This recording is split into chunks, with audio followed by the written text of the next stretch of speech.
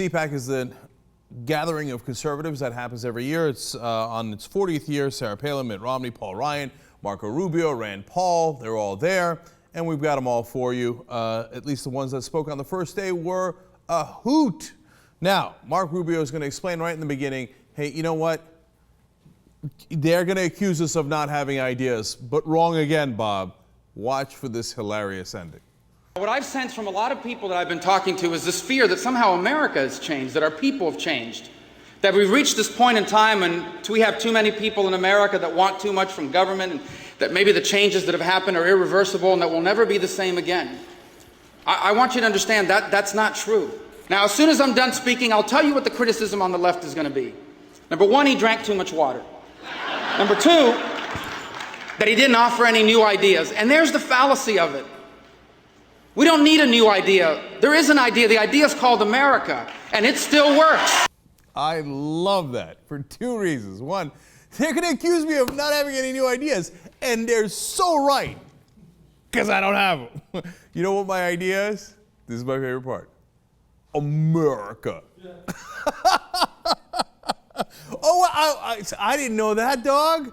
Okay, well, if you had that brilliant idea called America, well, then you got this thing covered. I don't know what I was talking about. And then I'm going to go on to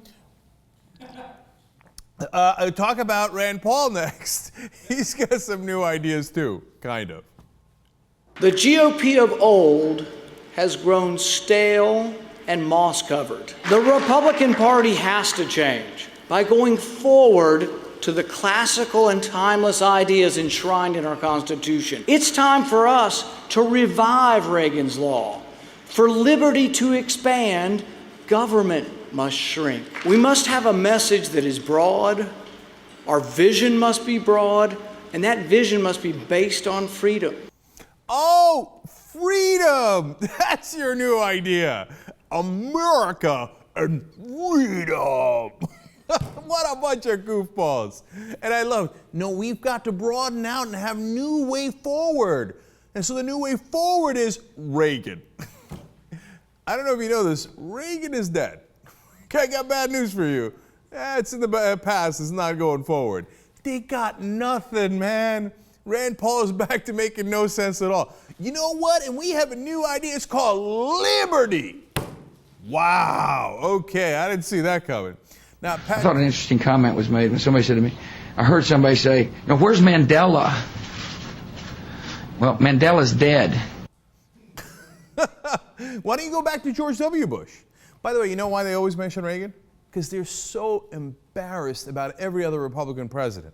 They hate George H.W. Bush, although I thought he did a middling job, much better than the other Republicans, but they hate him. George W. Bush was a national and international embarrassment. Left office with literally the lowest approval ratings of any president. Truman and him were competitive when they left, right? And then, when you go back further, Nixon. Ford, who pardoned Nixon and did nothing else. They got nothing. Oh, remember that great actor? Oh, and he wore cowboy hats and did great commercials about Morning in America. I love that guy. My new idea, Reagan plus America plus liberty. What now? Yes!